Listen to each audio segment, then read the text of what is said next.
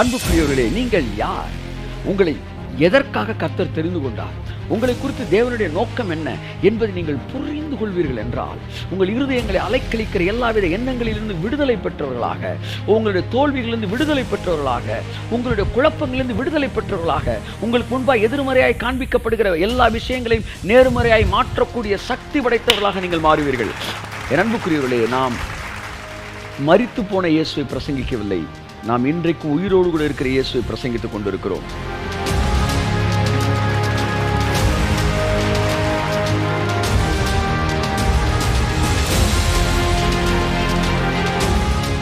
உயிருள்ள மார்க்கத்தை பேசியிருக்கோம். ஜீவ மார்க்கங்களை எனக்கு தெரியப்படுத்தினீங்கன்னா, அந்த மார்க்கத்தில் ஜீவன் இருக்கான் சார். ஜீவன் என்னென்னு அர்த்தம் சார்? இப்போ எனக்குள்ள ஒரு சிலையை நிப்பாட்டியிருக்கிறாங்க.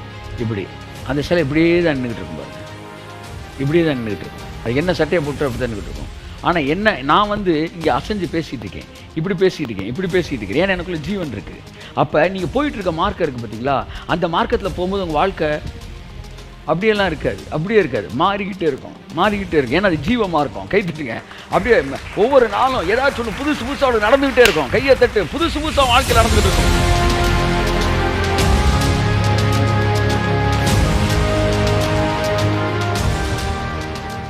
உங்கள் அறைகளுக்குள் இயேசு கிறிஸ்துவோட பிரசன்னம் இருக்கிறது. உங்கள் அறைக்குள்ள இந்த வார்த்தையை கேட்கும்போது இயேசு கிறிஸ்து இருக்கிறார்.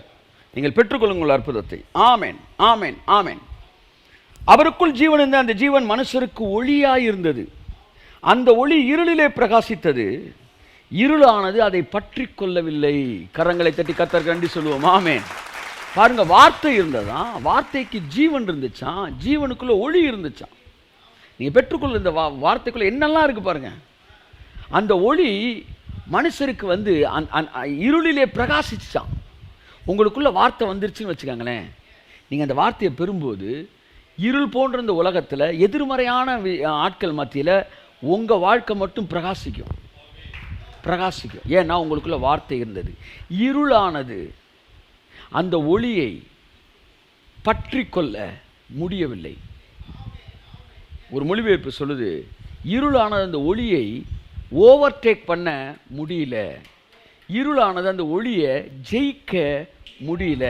அந்த ஒளி உனக்குள்ள இருக்கு, அதனால இருள் என்கிற வியாதி உன்னை ஜெயிக்க முடியாது, உன்னை பிடிக்க முடியாது. இருளானது அதை பற்றி கொள்ள முடியவில்லை. உனக்குள்ளே ஒளி, தேவனுடைய வார்த்தை இருக்கும்போது என்ன வியாதி உன் சரீரத்தில் இருந்தாலும் அது உன்னை ஹோல்டு பண்ண முடியாது. உன் சரீரத்திலிருந்து விழுந்து உதிர்ந்துருன்றேன். நான் கையை தட்டி கத்த கண்டிச்சு இந்த மாலை நேரத்தில் வார்த்தையை கேட்டுக்கொண்டிருக்கும் போது, சவுலின் கண்களில் இருந்து செதில்கள் விழுந்தது போல உன் சரீரத்திலிருந்து வியாதிகள் உதிர்ந்து விழும் என்று நான் சொல்லுகிறேன். இயேசுவின் நாமத்தினாலே உதிர்ந்து விழும், இயேசுவின் நாமத்தினாலே உதிர்ந்து விழும். ஏனென்றால் இருளானது உன்னை பற்றிக்கொள்ள முடியாது. உனக்குள்ள ஜீவன் இருக்கு, ஒளி இருக்கு. அந்த ஒளி இருளிலே பிரகாசிக்கிறது. இந்த உலகம் முழுவதும் இருள் இருந்தாலும் உன்னை அது பற்றிக்கொள்ள முடியாது. உலகம் முழுவதும் வியாதி இருந்தாலும் உன்னை அது பற்றிக்கொள்ள முடியாது. ஏற்கனவே உன் சரீரத்தில் வியாதி இருந்தால் கூட அது உன்னை ஹோல்டு பண்ண முடியாது. அது சரீரத்திலிருந்து உதிர்ந்துதான் ஆக வேண்டும். எத்தனை ஆயிரம் பேர் இந்த செய்தியை கேட்கிறீர்களோ அத்தனை ஆயிரம் பேருக்கும் அற்புதங்களை இந்த மாலை நேரத்தில் தருவதற்கு தேவன் தயாராக இருக்கிறார். நான் பெற்றுக்கொள்கிறேன் ஆண்டவரே, I want to receive it, yes I agree, amen சொல்லுங்க. இந்த மாலை நேரத்தில் உங்களுக்கான அற்புதம் உங்களுக்கு கடந்து வருகிறது. இதோ வாசற்படியிலிருந்து கதவை தட்டி கொண்டிருக்கிறேன். ஒருவனின் சத்தத்தை கேட்டு கதவை திறந்தால் என்று வேதம் சொல்லு, அவனிடத்தில் நான் பிரவேசிப்பேன். இதோ வார்த்தை தட்டி கொண்டிருக்கிறது, அற்புதம் தட்டி கொண்டிருக்கிறது. நீங்கள் ஆமென் என்று இருக்கிற இடத்தில் சொல்லும்போது கதவை திறக்கிறீர்கள், உங்கள் சரீரத்துக்குள்ள அற்புதம் நடைபெற காண்பீர்கள். அநேக இந்த மாலை நேரத்தில் அற்புதங்களை பெற்றுக்கொள்ளப் போகிறீர்கள். இனி வருகிற செய்திகள் எல்லாம் ஒரு அற்புதத்தின் மாலையாக தான் உங்களுக்கு இருக்க போகுது, அற்புதங்களின் செய்தியாக இருக்க போகிறது. நூற்றுக்கணக்கான ஆயிரக்கணக்கான பேர் அற்புத சாட்சிகளாக நீங்கள் மாறப்போகிறீர்கள். தேவன் சொன்ன வார்த்தை உங்கள் வாழ்க்கையில் நிறைவேற்றப் போகிறார்.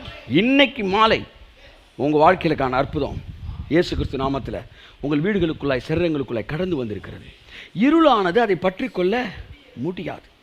பைபிள் சொல்லுது, அந்த ஒளி என்ன செய்தான், இருளிலே பிரகாசிக்குதான். அப்போ வார்த்தையை வாங்குறீங்க, வார்த்தைக்குள்ள ஜீவனும் ஒளியும் இருக்கு. அதனால இருளில் நீங்கள் மட்டும் பிரகாசிக்கிறீங்க. ஆமென். உங்கள் வாழ்க்கையில் ஆரோக்கியம், உங்கள் வாழ்க்கையில் குடும்பத்தில் ஒரு குறைவு உங்களுக்கு இருக்கான்றேன். கர்த்தரை தேடுகிறவர்களுக்கோ ஒரு நன்மையும் குறைவுபடாது என்று எழுதியிருக்கிறதை நீங்கள் வாசிக்கவில்லையா? ஏதாச்சும் ஒரு குறைவு இருக்கு சார்? ஒரு குறைவு இருக்காது சார். ஒரு குறைவு இருக்காது. நான் சொல்ல, அந்த சராசரங்களை படைத்த தேவன் தம்முடைய வார்த்தையில் சொல்லியிருக்கிறார் என்றால் அந்த வார்த்தைக்காய் சகல உலகமும் கீழ்ப்படிந்துதான் ஆக வேண்டும். சகல மெடிக்கல் சயின்ஸும் கீழ்ப்படிந்துதான் ஆக வேண்டும். சகல சூழ்நிலைகளும் கீழ்ப்படிந்துதான் ஆக வேண்டும். காரணம், தன்னுடைய வார்த்தையை அவர் எல்லாவற்றுக்கும் மேலாக தேவன் பிரஸ்தாபப்படுத்தி வைத்திருக்கிறார். அந்த வார்த்தைக்கு கபிரியல் கீழ்ப்படிவான், அந்த வார்த்தைக்கு மிகாவேல் ஆர்கேஞ்சல் கீழ்ப்படிவான், அந்த வார்த்தைக்கு மெசஞ்சருக்கு கபிரியல் கீழ்ப்படிவான், அந்த வார்த்தைக்கு லூசிபர் கீழ்ப்படிவான், அந்த வார்த்தைக்கு 4 ஜீவன்கள் கீழ்ப்படியும், அந்த வார்த்தைக்கு 24 மூப்பர்கள் கீழ்ப்படிவார்கள், அந்த வார்த்தைக்கு சர்வ சங்கமாகிய பரலோகம் கீழ்ப்படியும். அந்த வார்த்தையை பிதாவும் கனம் பண்ணுவார், அந்த வார்த்தையை குமாரனும் கனம் பண்ணுவார், அந்த வார்த்தையை ஆவியானவர் கனம் பண்ணுவார். கரங்களை தட்டி கர்த்தர் கண்டி சொல்லுவோம். சங்கீதம் 34:10. முழு பரலோகம் அதை கனம் பண்ணும். அவரை தேடுகிறவனுக்கு ஒரு நன்மையும் குறைபடாது. ஒருவேளை இன்று உன்னுடைய வாழ்க்கையிலே நன்மைகள் குறைவு போல தெரியலாம், கண்ணுக்கு காட்டப்படலாம், கண்ணுக்கு தெரியலாம். ஐயோ, இந்த குறைவு என்னைக்கு என் கூட இருக்குமோ? இருக்காது. அதான் சொல்ல வரேன். இன்னைக்கு வாழ்க்கையில் குறைவு மாதிரி இருக்குதா? அந்த குறைவு என்னால் இருக்கும்னு நினைச்சு உனக்குள்ள ஒரு படத்தை காட்டுறானா? இருக்காது. நாளை காலை நீ அதை தேடி பார்ப்பாய், ஆனால் அது இருக்காது. அது இருந்த இடம் அதை அறியாது. கொஞ்ச நாள் கழிச்சு நீங்கள் பார்ப்பீங்க, அதை காணோன்னு சொல்லுவீங்க.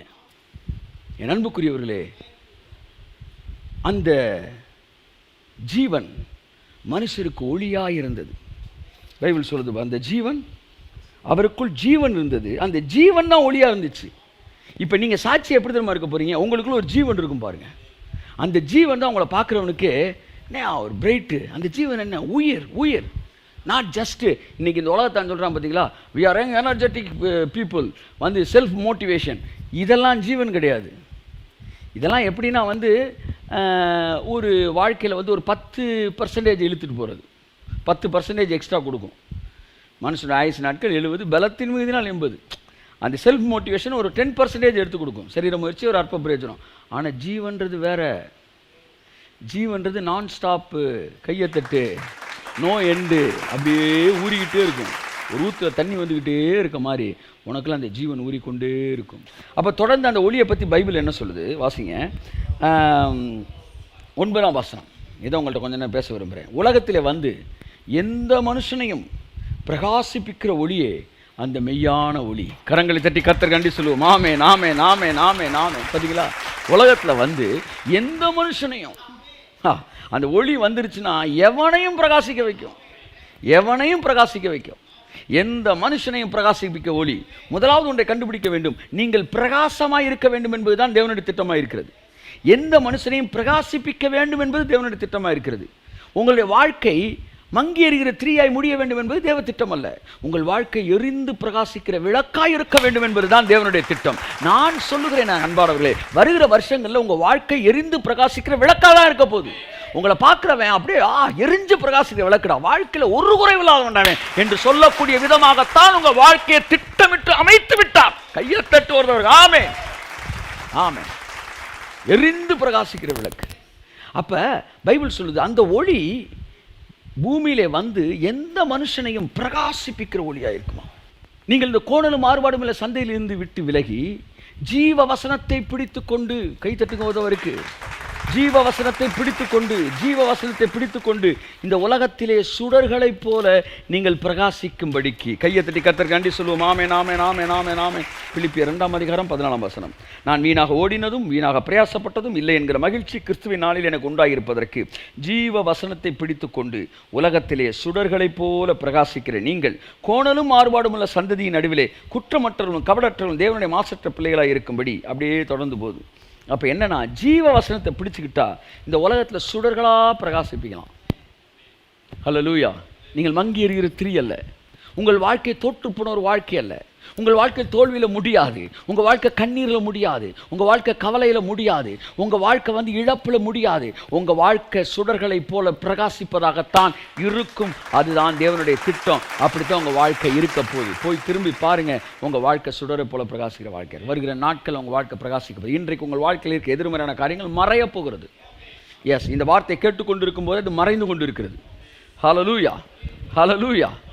வெளியிலேருந்து ஒரு அற்புதம் உங்களுக்குள்ளே வரல. உங்களுக்குள்ளே இருக்கிற அற்புதம், உள்ளே இருக்கிற அற்புதம், அந்த பாட்டம் லேயரில் இருக்கிற அற்புதம் அந்த டாப் லேயரில் இருக்கிற வியாதியை அடிச்சுட்டு வெளியே வரப்போகுது. உங்கள் பாட்டம் லேயரில் இருக்க பெர்ஃபெக்ஷன் டாப் லேயரில் இருக்க அந்த குறைவை அடிச்சுட்டு வெளியே வந்து நிற்க போகுது. ஏனென்றால் உங்களை படைக்கும் போது இந்த சகல நன்மைகளையும் குறைவில்லாத உங்கள் வாழ்க்கையை உங்கள் பாட்டமில் வச்சுட்டாரு. அது உங்களுக்குள்ளே தான் இருக்குது. எங்கே இருக்குது? உங்களுக்குள்ளே தான் இருக்குது.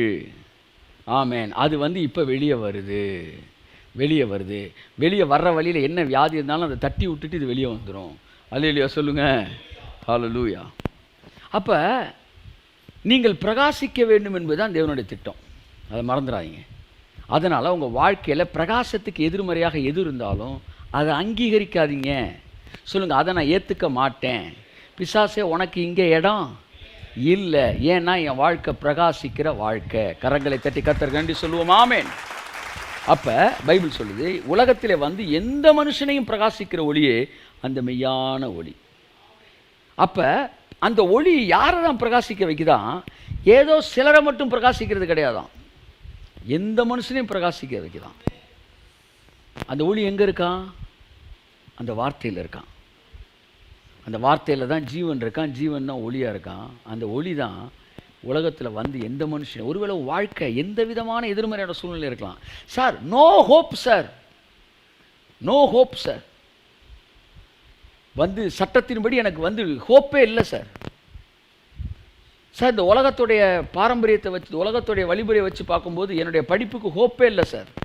சார், என்னுடைய அறிவுக்கு no hope sir. Sir, medical இந்த உலக மருத்துவத்தின்படி எனக்கு நோ ஹோப்பு சார். இந்த வியாதியை சுகப்படுத்த முடியாது சார்.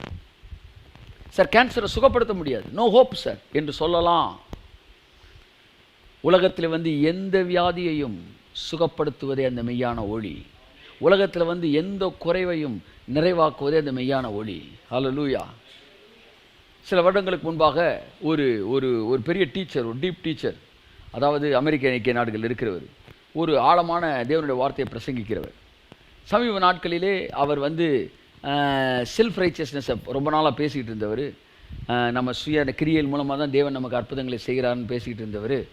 சிலுவையில் அறையப்பட்ட இயேசு மூலமாக தான் அற்புதத்தை செய்கிறான்றதை கண்டுபிடிச்சு தேவன் அவருக்கு காண்பித்து அந்த கிருபையின் வெளிச்சத்துக்குள்ளே வந்துட்டார். கிருபையின் வெளிச்சத்தில் வந்துட்டு அதை பிரசங்கிக்க ஆரம்பிச்சிட்டார். நிறைய பெரிய பெரிய பிரசங்கிகள்லாம், வேர்ல்டு வைடு குளோபல் ப்ரீச்சர்ஸ் எல்லாம் தங்களுடைய மெசேஜஸ்லேயே அடுத்த லெவலுக்கு வந்துட்டாங்க. டேவிட் யங்க்ரின்றவரெலாம் பயங்கரமான டீச்சர், மதுரைக்கெலாம் அவர் வந்திருக்கிறார். அவருடைய செய்தியை கேட்குற டீச்சர் அவர். அவருடைய ஃபுல்லாக பாஸ்டர்ஸ்க்கு நடத்துவார். ஆயிரக்கணக்கான பாஸ்டர்ஸ், அவ்வளோ பேசுவார். 5 ஸ்டெப்பு 7 ஸ்டெப்புன்னு பயங்கரமாக ரொம்ப டாப்பாக இருக்கும், ரொம்ப டீப்பாக இருக்கும். ஆனால் எல்லாமே வந்து செயல்களின் அடிப்படையிலே தேவனை அடைவது, தேவனை சந்தோஷப்படுத்துகிற எப்படி, தேவனை மகிழ்ச்சி ஆக்குற எப்படி, இவங்களாம் செய்கிறத பற்றி. ஆனால் சமீபத்தில் அவர் தேவனை சிலுவையில் அறையப்பட்ட இயேசு தான், அவருடைய நீதியில் தான் நம்ம எல்லாமே பெற்றுக்கொள்கிறோம் அப்படின்ற அந்த லைட்டுக்கு வந்துட்டு ஒரே வார்த்தை சொன்னார். நான் பேசின எல்லா கேசட்ஸையும் நான் என்ன செய்கிறேன், வந்து அதை ஃபுல்லாக நான் வாபஸ் வாங்குகிறேன். அதை யாரும் கேட்க வேணாம். அது தவறல்ல, அது பூரணம் தவறல்ல, ஆனால் அது பூரணத்துக்குள்ளே உங்களை கொண்டு போகாது. சிலுவையில் அறையப்பட்ட இயேசு தான் உங்களுக்கு பூரணத்துக்குள்ளே கொண்டு போவார். உன் வாழ்க்கையை பூரண ஆசீர்வாதத்துக்குள்ளே வரும். உன் வாழ்க்கையை வந்து எஃபர்ட்லெஸ் ரெஸ்ட்டில் வரும்னு சொன்னார் பீட்டர் யங்க்ரீன். அதே மாதிரி அமெரிக்காவில் இன்னொரு ஒரு ஊழியக்கார், அவர் வந்து பாருங்கள், நான் கேட்டிருக்கேன் அவரோட பழைய பிரசங்கம். அவர் சமீபத்தில் சிலுவையில் அறையப்பட்ட இயேசு கிறிஸ்துவை அறிந்து கொண்டு அவரை குறித்து பிரசங்கிக்க ஆரம்பித்தார். இன்றைக்கி வேர்ல்டு ஃபுல்லாக பண்ணிகிட்டு இருக்கார். திடீரென்று அவருக்கு வந்து போய் செக் பண்ணி பார்த்தப்போ உடம்புல ஏதோ ஒரு பிரச்சனை பார்த்தப்போ அவருக்கு என்ன இருந்துச்சு, கேன்சர்ன்ட்டாங்க. கேன்சர்னு சொன்ன உடனே ஒரு மாதிரி பொழுது மனதளவில் இடிஞ்சு போயிருப்போம். அப்போ கர்த்தர் சொன்னாராம், வந்து நான் எல்லா வியாதியும் சிலுவையில் சுமந்துட்டேன்டா, அது உண்மைனா இப்போ உன்கிட்ட இருக்க கேன்சர் போய் அது உண்மையிலே கேன்சர் கிடையாது. இந்த கேன்சர் இருக்கிற உண்மைனா நான் வந்து சிலுவையில் வாங்கினேன்னு சொன்னது போய். நீ என்ன சொல்கிற? இல்லை, நீங்கள் சிலுவையில் சுமந்தது உண்மை, கேன்சர் போய். அன்புக்குரியவர்களே, தொடர்ந்து அவர் சத்தியத்தை விசுவாசிக்க ஆரம்பித்தார். அந்த வார்த்தையை வந்து கன்ஃபஸ் பண்ண ஆரம்பித்தார். திரும்ப ரொம்ப நாள் கழித்து போய் டெஸ்ட் பண்ணி பார்த்தப்ப கேன்சரே இல்லை, கேன்சருக்கான அறிகுறி இல்லை. அவர் சொன்னார், ஒருவேளை நான் இந்த சத்தியத்தை அறிந்து கொள்ளாமல் இருந்திருப்பேன் என்றால், பழைய மாதிரி நான் சொந்த சுய நீதியில் இருந்திருப்பேன்னா, நான் செஞ்ச எந்த பாவத்தினால் எனக்கு வந்துச்சுன்னு கூட யோசிச்சிருப்பேன். ஆனால் சிலுவையில் இயேசு முடிச்சார்ன்ற சத்தியத்தை கற்றுக்கிட்டனால இன்றைக்கி நான் உயிரோடு இருக்கிறேன், என் உடம்புல கேன்சர் இல்லைன்னு. ஆமென். அந்த ஸ்கேனிங்கை எடுத்த டாக்டர், 2வது ஸ்கேன் எடுத்த டாக்டர் அவன் பையனை கூப்பிட்டாரான். கூப்பிட்டு அந்த ஸ்கேனை காமிச்சா, இதான் உங்கள் அப்பா முதல் எடுத்த ஸ்கேனு, அந்த இடத்துல வந்து அந்த கேன்சர் கட்டியிருக்கு. பல மாதங்கள் ஆயிடுச்சு. எடுத்ததுக்கப்புறம் திரும்ப எடுத்த ஸ்கேன் எடுத்து பார்த்தா அந்த கட்டி இல்லை, அது முக்கியமான விஷயம் இல்லை. திரும்ப அந்த இடத்த கூர்ந்து பாருனாராம். அந்த கேன்சர் இருந்த கட்டியில், கேன்சர் இல்லை, அங்கே ஒரு சிலுவை, ஒரு கிராஸ் லைட்டை அடிக்குதான் ஜென்மன். அவர் சொல்கிற அந்த ஊழியக்காரு, சிலுவை வந்து என் கேன்சரை வந்து எக்ஸ்சேஞ்ச் பண்ணிருச்சு, அதை எடுத்துக்கிட்டு எனக்கு சுகத்தை கொடுத்துருச்சு. வாழ்க்கையில் எவ்வளோ பெரிய எதிர்மறையான காரியம் இருந்தாலும் மருத்துவ உலகமே சான்ஸ் சொல்லலாம். நான் அவனுக்கு சொல்கிறேன், மானே சரியாயிரும், சரியாயிரும், டோன்ட் வரி. அற்புதம் என்பது நல்லா கவனிங்க. இயேசு கிறிஸ்துட்ட அந்த ஒரு கானானிய ஸ்திரீ வந்து கேட்குறா, என் பிள்ளை எனக்கு சோகம் கொடுக்க ஆண்டவர், என் பிள்ளைக்கு சோகம் கொடுக்க ஆண்டவரேன்னு அழுகிறா. அப்போ கர்த்தர் சொல்கிறார் ஒரு வார்த்தை, ஒரு வெளிப்பாட்டுக்காக தான் பேசுகிறார். பிள்ளைகளின் அப்பத்தை எடுத்து நாய்களுக்கு கொடுப்பதில்லைன்னு ஒரு வார்த்தை சொல்கிறார். அப்போ அதுக்கப்புறம் அந்த அம்மாவுக்கு வந்து அற்புதம் செஞ்சுட்டார். ஆனால் இந்த இடத்துல அற்புதத்தை அவர் என்ன சொல்கிறார், பிள்ளைகளின் அப்பம்ன்றார். என்ன சொல்கிறாரு?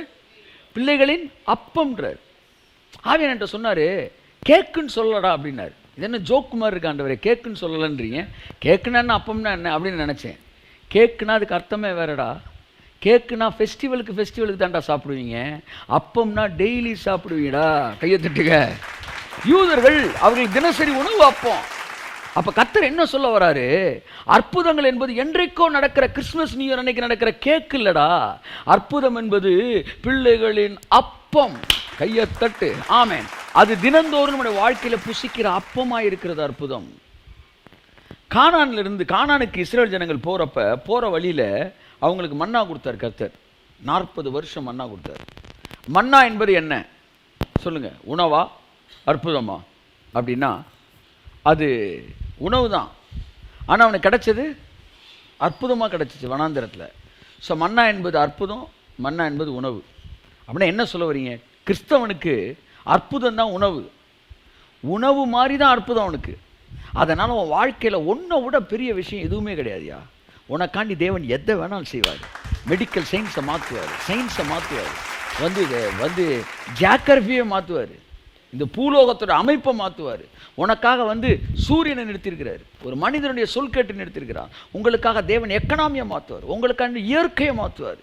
ஏனென்றால் நீங்கள் அவருடைய இரத்தத்தினாலே நீங்கள் சம்பாதிக்கப்பட்ட கரையம். உங்கள் வேல்யூவை விட இப்போ நீங்கள் கேட்குற மிராக்கிள் பெருசு கிடையாதுயா. இயேசு நாமத்தினால் ஆமென். பெற்றுக்கொள்ளுங்கள் அற்புதத்தை. நீங்கள் அவருக்கு முக்கியமானவர்கள். அப்போ இஸ்ரவேல் ஜனங்கள் 40 வருஷம் டெய்லி மிராக்கிள் கொடுத்துருக்காரு. 40 வருஷம் ஒரு நாளாக சாப்பிடாம வந்துருக்கிறாங்களா? இன்னைக்கு ஒரு நாள் விடுங்கப்பா, ஒரு நாள் தானப்பா அப்பம் இல்லாமல் இருக்க முடியாதா? இல்லை இன்னைக்கு ஒரு நாள் வந்து அப்படி சொன்னால் இல்லை டெய்லி. சாட்டர்டேக்கு தேவையான வந்து ஃப்ரைடேவே கொடுத்துட்றாரு, டபுள் போர்ஷன். அப்போ இதுதான் உங்கள் வாழ்க்கை. அதை புரிஞ்சுக்கங்க. நம்ம உயிரோடு இருக்கிற இயேசுவை பேசிட்டோம், ஃபிலாசபி பேசுகிறார். நம்ம உயிருள்ள மார்க்கத்தை பேசிகிட்டு இருக்கோம். ஜீவ மார்க்கங்களை எனக்கு தெரியப்படுத்தினீர்னா அந்த மார்க்கத்தில் ஜீவன் இருக்கான் சார். ஜீவன் என்னென்னு அர்த்தம்? ஜீவன் என்ன அர்த்தம் சொல்லுங்கள் சார். சார் இப்போ வந்து எனக்குள்ள ஒரு சிலையை நிப்பாட்டியிருக்கிறாங்க. இப்படி அந்த சிலை இப்படியே தான் நின்றுக்கிட்டு இருக்கும் பாருங்கள், இப்படியே தான் நின்றுக்கிட்டு இருக்கும். அது என்ன சட்டையை போட்டு அப்படி தான் நின்றுக்கிட்டு இருக்கும். ஆனால் என்ன, நான் வந்து இங்கே அசைஞ்சு பேசிகிட்டு இருக்கேன், இப்படி பேசிகிட்டு இருக்கேன். ஏன்னா எனக்குள்ள ஜீவன் இருக்குது. அப்போ நீங்கள் போயிட்டு இருக்க மார்க்கம் இருக்குது பார்த்தீங்களா, அந்த மார்க்கத்தில் போகும்போது உங்கள் வாழ்க்கை அப்படியெல்லாம் இருக்காது, மாறிக்கிட்டே இருக்கும். ஏன்னா அது ஜீவ மார்க்கம். கை தட்டுங்க. அப்படியே ஒவ்வொரு நாளும் ஏதாச்சும் ஒன்று புதுசாக நடந்துக்கிட்டே இருக்கும். கையை தட்டு. புதுசாக வாழ்க்கையில் நடந்துக்கிட்டு இருக்கும். புதுசாக கதவுகள் திறந்துக்கிட்டு இருக்கும். புதுசாக அற்புதம் நடந்துக்கிட்டு இருக்கும். இன்னைக்கு ஒன்று பார்த்து பயமுறுத்திக்கிட்டு இருக்க எதுவும் நாளைக்கு இருக்காது. ஒரு நாள் 24 மணி நேரத்துக்குள்ள ஒட்டுமொத்த வாழ்க்கையை மாற்றக்கூடிய வல்லமை படைத்த ஒரு தேவன் நமக்கு இருக்கிறார். என்ன நினச்சிக்கிட்டு இருக்க? பிசாசின் பயமுறுத்தலுக்கு நீங்கள் பயப்படாதீர்கள் பைபிள் சொல்லுது. ரீபா காபா லாபாதியாங்க. கர்த்தர் உனக்கு ஒன்று செய்வேன்னு சொன்னார்னா அதை செஞ்சு முடிப்பார். அவ்வளோதான். பாபிலோனில் இருக்கிறவன சொன்னார், நான் மறுபடியும் ஒன்று எருசலேம் கூட்டு போன்றான். மக்கள்லாம் சொன்னாங்க, எரேமியா சொல்கிறாரா? எரேமியா சொன்னால் வந்து ஒரு 50 வருஷத்துக்கு அப்புறம் நடக்கிறதா சொல்லுவார் அப்படின்னு. இப்போ கர்த்தர் சொன்னார், நான் தூர காலத்து தரிசனங்களை சொல்லுகிறேன் என்று நினையாதிருங்கள், அது சீக்கிரமாய் சம்பவிக்கும் அப்படின்னாரு. ஒருவேளை உன் கணக்குப்படி அது சம்பவிக்கிறப்ப நீ செத்து கூட போயிருந்தீனா, செத்து உன்னை புதைச்சிட்டாங்க, அந்த வாக்கு தத்துவம் வாழ்க்கையில் நிறைவேறலன்னே வச்சுக்க, நீ செத்துட்ட, புதைச்சிட்டாங்க உன்னை. ஆனால் அதுக்கப்புறம் தான் எல்லாருமே இஸ்ரேலுக்கு போகிறாங்கன்னா, அப்போ கூட நீ செத்துறன்னு விட மாட்டேன், உன் பிரேத குழியை நோண்டிடுவேன்டா. நான் உன் பிரேத குழியை தோண்டி உன்னை அங்கேருந்து உயிரோடு எழுப்பி உன்னை எருசலேமுக்கு கொண்டு செல்கிற தேவனாகிய கர்த்தர். உனக்கும் எனக்கும் ஒரு வார்த்தையை சொல்லுவார் என்றால் அந்த வார்த்தையை நிறைவேற்றுவது எத்தனை வருடமானாலும் அதை மறுபடியும் தோண்டி எடுத்து உனக்கு செய்து முடிக்கிற தேவனாகிய கர்த்தர் உனக்கு இருக்கிறார். ஆகவே தேவனுடைய வார்த்தைகள் அற்புதங்களை நிறைவேற்றாமல் திரும்பாது. நாளுக்கு நாள் அவரோடு பழக பழக எனக்கு அவர் வார்த்தையின் மீது இருக்கிற மரியாதை கூடிக்கொண்டே வருகிறது. என்னுடைய 16வது வயதிலிருந்து நான் பிரசங்கம் செய்து கொண்டிருக்கிறேன். இன்றைக்கு எனக்கு வயது வந்து ஏறக்குறைய 30 வருடம் ஆகிவிட்டது. எனக்கு அன்புக்குரிய 30 வருடங்களை தாண்டி விட்டது. 32 வருடங்கள் ஆகிவிட்டது. இந்த 32 வருடங்களும் நான் வார்த்தையை பிரசங்கித்து தான் இருக்கேன். ஆனால் இந்த 32 வருஷங்களில் எனக்குள்ளே நடந்த மாற்றம் என்னென்னா, நான் 16 வயதில் பிரசங்கித்த போது இந்த வார்த்தையின் மீது இந்த மரியாதை விட இப்பொழுது என்னுடைய மரியாதை கூடி இருக்கிறது. எனக்கு அந்த வார்த்தையின் மீது இருக்கிற மரியாதை கூடி இருக்கிறது. இந்த வார்த்தைக்கு பரலோகம் எப்படி கனம் பண்ணுகிறது என்பதை என்னுடைய மனது வியப்போடு பார்க்கிறது. எத்தனை உண்மையுள்ள தேவன்! வார்த்தைக்காக எதையும் செய்கிற தேவன்.